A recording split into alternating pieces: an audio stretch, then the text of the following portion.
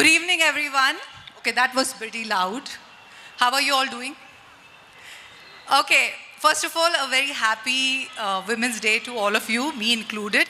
I had a wonderful start to this day, and I'm ending it again on a very wonderful note standing here. How did it start for me this morning? I had a privilege or a great opportunity to celebrate Women's Day at the Parliament, where I happened to meet Mr. Om Birla, hear his words, what is the vision of the country and the government in terms of the leader empowering women, and how they think that women should not be equal, but we have to come out of a system of reservation where we don't have to ask for reservation. And it was very empowering. And of course, happened to also vista of the entire Parliament, the old and the new. And trust me, it is a delight what I saw this morning. And I hope, at some point everybody gets to see that. Okay, coming back to why I'm here, I have a question to ask all of you here. Any thoughts? What is the height of Mount Everest? What do you think is the height of the Mount Everest? Yes, I heard it right, Nidhi, Dr. Nidhi. It's 8,849 meters to be very precise. Another question, what do you think is the base camp height? So to go to the summit, you first have to reach the base camp. Any thoughts? What is the height there? I see a lot of people next to the coffee area. Okay, I know you cannot answer, maybe I cannot hear you. It's 5,369, if I remember it exactly, but something around that. Now, why I'm sharing this with you is, again, I have a question. To go to the base camp is easy, or to go to the summit, which is the top of the Everest, is easy? Which one do you think is easy? Reaching the base camp, of course, that's a success. That is something needs to be celebrated. But your climb from the base camp to the top of the summit is definitely difficult than what it was to reach to the base camp. Why? Simple. The air gets thinner, the climb gets steeper. The tools that you used to reach to the base camp will not be helping you anymore because you have to start using different tools. Yes? So the same thing is what I see in careers also. We all go to colleges. Of course, IMT is there to guide us. We all spend a lot of money, time, effort, working and developing our hard skills, which is what takes you from the ground to the base camp. I am not undermining. That is again a success to be, or needs to be celebrated. But what happens is, most of the people, it's easier to reach the base camp of your career. But what becomes difficult is you feel stuck at a certain years of age. And from there, the summit is what our aspiration is. That's where the leadership part of who you are. Your hard skill alone is not going to help you. And the strategy that you used to reach the base camp cannot help you. So what got you here will not take you up. Of course, a great book by Dr. Marshall Goldsmith also talks about that. And that is something happened with me. Of course, what you see here on this screen is my summit. Some of you may think, right? So I am Nitu Walia Kanwar. I'm the founder and lead coach of Empower Image. I started this in 2015. And of course, I work with a lot of corporates, MNCs, global companies. It's been 10 years. I've been doing this. And of course, proud moments, failures, they have been all part of it. So if you primarily ask me, what do? I help people climb the mountain in their minds. Because when we feel stuck, there is a lot of mountains we build in our mind. You have so much experience, you have so much of hard skill, still we feel stuck. And that is where my coaching, consulting, and of course corporate trainings come in place, and I'm specializing in leadership and executive presence. Now, how did I reach here? So this is good to know, But what is important to know is how did I reach here? What brought me here? And what challenges, or maybe no challenges, let's see, came here. So my story actually started somewhere in 2000. I was studying to be a chartered accountant. I was good at accounts, Preeti ma'am. You may like to hear that, but I was good at accounts. And while doing my graduation, I was also studying to be a CA. Situation had how changed, things were tight, I had to work.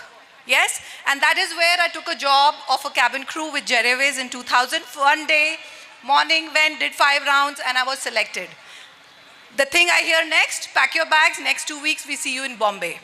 I had to make the fastest decision of my life on that day. And I'm very happy I did that. Because I don't think I would have been here today if I would have not taken that journey.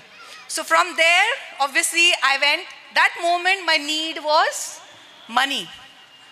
Purpose, I had no clue what is purpose at that point. I just needed something that can get me good money because I knew if I have to study CA 5 years, and I knew at that year 2000, the stipend was 5,000 rupees, I still checked. So, and I was starting at a 14,000 rupees salary, so there is no way I could have left that opportunity. But a lot of things happened for the next 6 years. In Jet Airways, I grew being a cabin manager. I happened to meet, now this is where it connects with what I do today.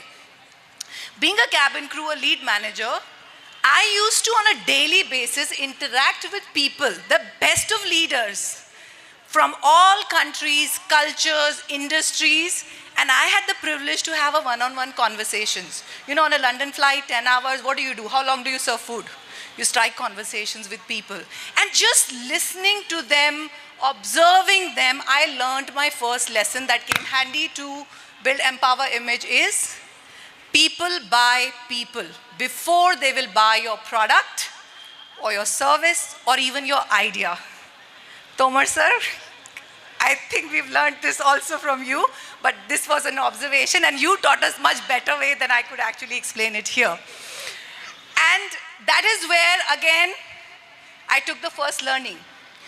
Year 2007, my career again took and changed the entire trajectory because I was picked up by the senior management team to lead a task force where I got into learning and development. Imagine just a graduate, but because of the skills that I have developed, they could see potential. I'm glad they did.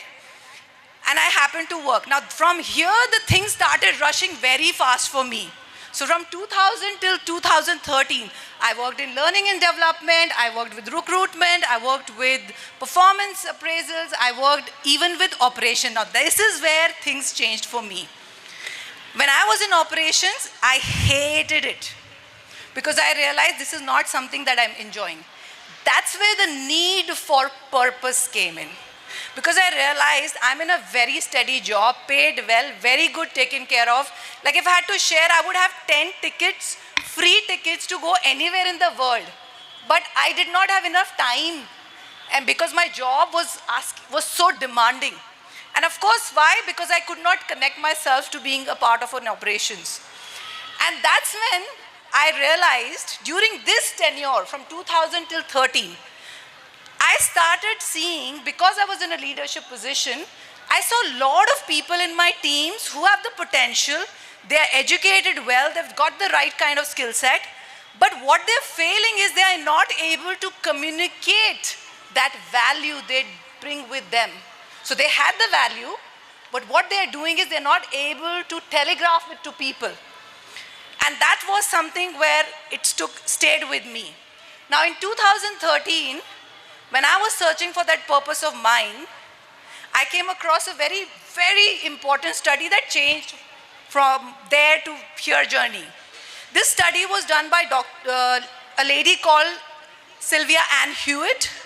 She's an economist and she is also the head of Center for Talent Innovation. And she did this amazing study on executive presence. It was a new concept back then. And the study, what it revealed is that for any person, when they reach the mid-career or to be promoted or to go to the next level, what accounts is 26% of what it takes for you to go to the next level is your executive presence.